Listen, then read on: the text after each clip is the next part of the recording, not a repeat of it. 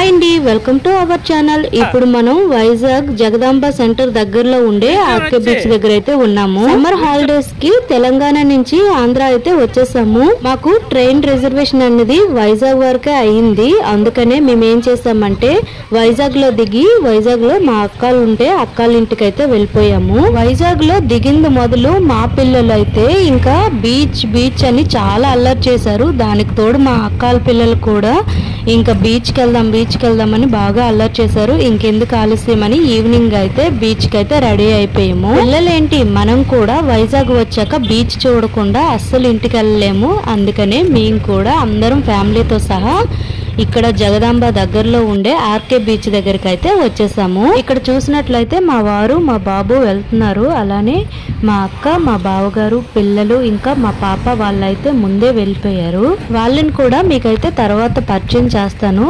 మొత్తానికైతే RK beach దగ్గరికి అయితే వచ్చేసాము. చూస్తుంటే జనాలు అయితే మామూలుగా లేదు. ఇప్పుడు టైం అయితే 4 o'clock అయింది. ఎండ అయితే మామూలుగా లేదు.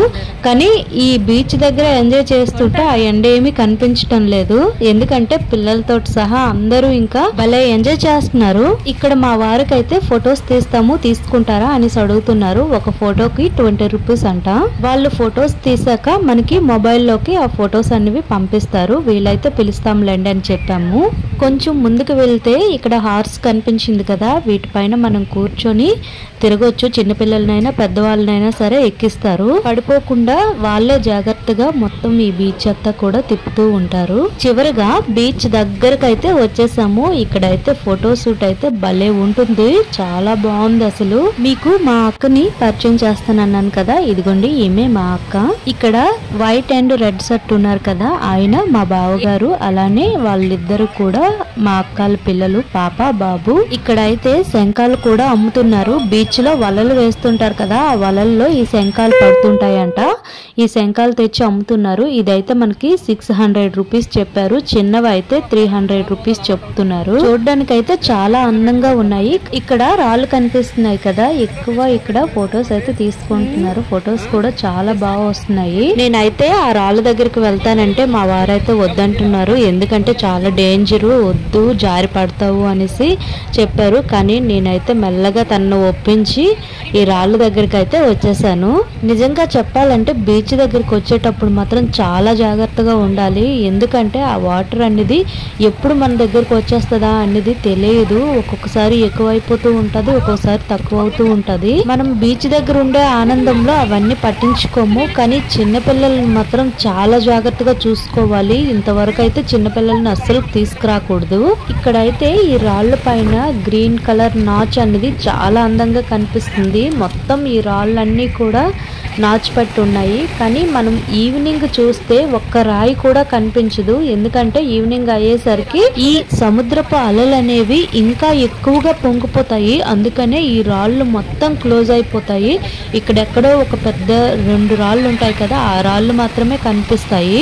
అందుకనే మనం బీచ్కి వచ్చేటప్పుడు మాత్రం మళ్ళీ చెప్తున్నాను, చాలా జాగ్రత్తగా ఉండాలి. చాలా జాగ్రత్తగా ఉండాలి. అలానే పిల్లలను తీసుకొస్తే మాత్రము పిల్లల వైపే మనం దృష్టి పెట్టాలి. మా పిల్లలను మాత్రం మా అక్క బావగారు చూసుకుంటున్నారని ధైర్యంతో నేనైతే ఇక్కడికి వచ్చాను. ఇక్కడ వరకు వచ్చానే గాని వీడియో తీస్తుంటే ఆ వాటర్ అనేది ఒక్కసారి నా కాళ్ళ దగ్గరకు వచ్చేసరికి నాకు చాలా భయం అనిపించింది.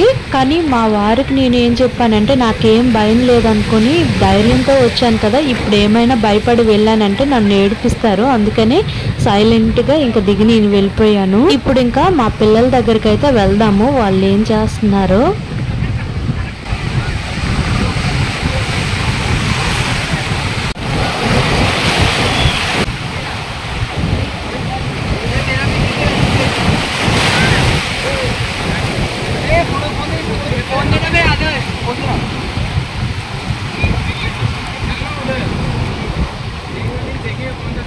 ఇక్కడ పిల్లలందరూ కలిసి మంచి డిజైన్స్ ఇసుకతో చక్కగా కట్టుకుంటున్నారు. ఇంకా మా పిల్లలు ఏం చేస్తున్నారో చూద్దాము. చివరిగా అయితే మా పిల్లల దగ్గరికి అయితే వచ్చేసాను. ఇదిగోండి ఇక్కడైతే నీటిలో చక్కగా ములుగుతున్నారు. పిల్లల్ని అలా చూస్తూ ఉంటే మాకు కూడా స్నానం చేయాలని ఉంది. కాకపోతే మేము ఇంకా శ్రీకాకుళం వెళ్ళాలి కదా, అందుకనే మేము ఏం చేయలేదు. మా వారైతే టైం అయింది పదండి పదండి అంటున్నారు. పిల్లలు అసలు రావడం లేదు. వాళ్ళకేంటి, నాకు కూడా ఇక్కడ నుంచి కదలబుద్ధి కావడం లేదు. ఎందుకంటే ఈవినింగ్ అయింది కదా, ఈ టైంలో ఇంకా ప్రశాంతంగా ఉంటుంది. కాకపోతే టైం లేదు, మేమైతే వెళ్ళిపోవాలనుకుంటున్నాం. ఇంకా చివరగా అయితే మేమందరము కూడా రోడ్డు పైకి అయితే వచ్చేసాము. మేము ఇక్కడ స్టార్ట్ అయ్యేసరికి 6 అయింది.